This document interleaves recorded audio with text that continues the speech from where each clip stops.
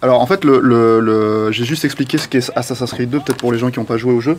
En fait, c'est un jeu à monde ouvert dans lequel on joue le personnage d'Ezio, qui est ce personnage-là, et qui allait chercher les plumes justement, et qui va être en fait victime, dont la famille va être victime. Ça se passe pendant l'époque de la Renaissance en fait, et sa famille en fait est une riche famille de Florence, je crois, et qui va être victime en fait d'un complot.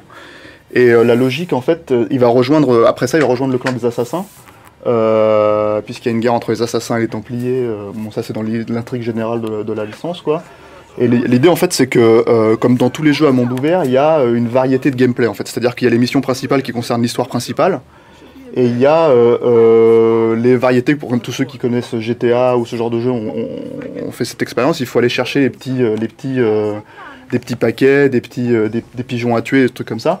Et là en l'occurrence c'est des plumes.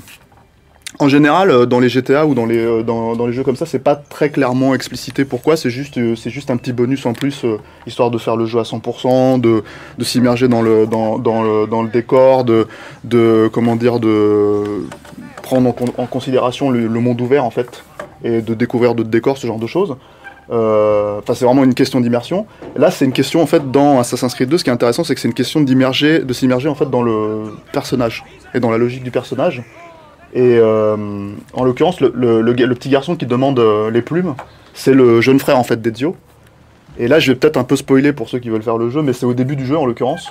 Sa famille donc est victime d'un complot, et ils vont tous se faire assassiner, et le gamin aussi. Donc le truc, c'est que l'idée en fait d'instaurer cette petite, comment dire, ce petit enjeu, c'est l'idée de perpétuer la mémoire en fait de son jeune frère. Et en l'occurrence, ça a des répercussions, même si c'est très léger en fait, parce qu'on n'est pas obligé de le faire en l'occurrence pour finir l'histoire principale. Ça a des répercussions sur la famille en règle générale, parce que c'est-à-dire que la mère de Ezio est toujours vivante, elle est rentrée dans un état catatonique depuis la mort justement de sa famille, et le fait de trouver toutes les plumes lui permet de sortir de cet état-là. Voilà. Donc c'est des petits, des tout petits enjeux, des micros-enjeux en fait. Et là c'est un exemple, et il y en a plusieurs dans Assassin's Creed 2, qui font qu'en fait tout est question de narration en fait. Tout le gameplay est pensé en termes de narration, c'est-à-dire qu'on va impliquer le joueur dans ce qu'il a à faire en fait s'il veut compléter le jeu jusqu'au bout quoi.